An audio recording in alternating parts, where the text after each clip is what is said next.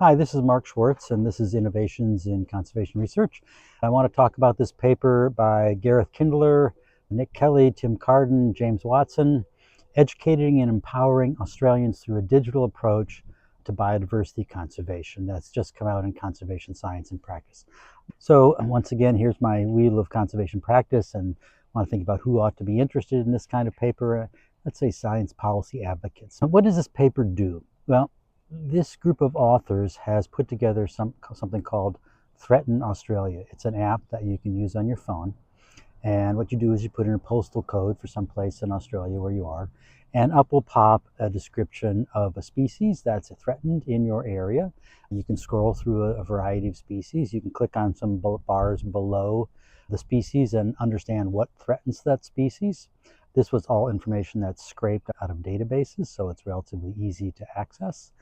The other thing that it has is a link to the representative that represents that region of the country and encourages people to email their MP and urge them to increase conservation action on behalf of these endangered species.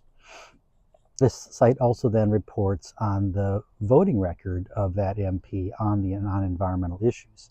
And so you can see whether this person has been friendly or not so friendly to endangered species. So what did the paper do? The website exists. You can go look at the website yourself. You can pick a postal code from Australia and zoom in on an endangered species and look at how the representatives vote. But this paper basically reports on 2 weeks of usage. And the key thing from this paper is that they report on whether it was effective. And the answer to that is, well, maybe. People who went to the site spent an average of 13.1 seconds on the topic. And they think maybe 6% of them actually emailed their representative. So why is this important? So the big question that they're asking here is, can you move the needle on public perception through social media? Now, there's a variety of different studies that have taken this on, but I think this is a pretty interesting one in that this could be done in many places. There's lots of available information on threatened species, endangered species. iNaturalist can tell you how many observations have been around those areas. The U.S. Fish and Wildlife Service reports and on the status of species.